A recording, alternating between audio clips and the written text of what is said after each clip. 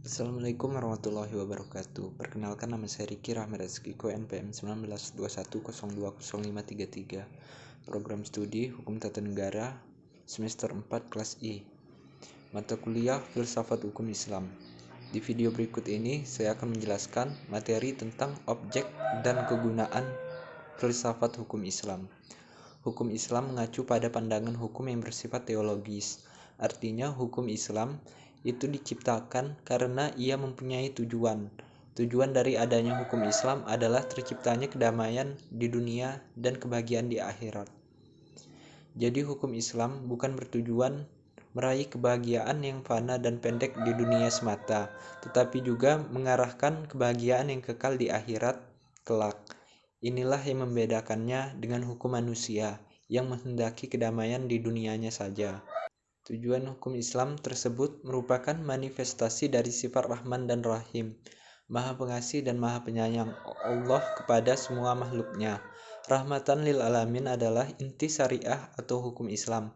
Keberadaan syariah tersebut dapat menegakkan perdamaian di muka bumi dengan pengaturan masyarakat yang memberikan keadilan kepada semua orang.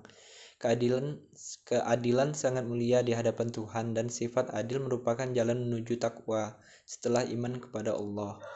Hukum Islam dalam upaya menegakkan itu semua harus siap menghadapi kejadian-kejadian baru yang timbul karena perkembangan masyarakat dan perubahan suasana. Oleh karena itu, pengkajian filsafat hukum Islam mutlak diperlukan. Keberadaan filsafat hukum Islam akan menegakkan hukum Islam dan memberikan jawaban terhadap tantangan zaman dan merupakan hukum terbaik sepanjang zaman bagi semesta alam. Manfaat studi filsafat hukum Islam adalah: yang pertama, menjelaskan kajian filsafat hukum Islam akan memberikan pengetahuan hukum Islam secara utuh kepada ahli hukum Islam. 2. Filsafat hukum Islam diperlukan untuk pengkajian secara mendalam terhadap hukum Islam. 3. Untuk mewujudkan hukum yang berkeadilan yang senantiasa sesuai dengan kondisi zaman. 4. Pengkajian filsafat hukum Islam memungkinkan pemahaman Islam secara menyeluruh dengan ilmu-ilmu agama lainnya. Para ahli usul fikih sebagaimana ahli filsafat hukum Islam membagi filsafat hukum Islam kepada dua rumusan, yaitu yang pertama filsafat tasri', yang kedua filsafat syariah.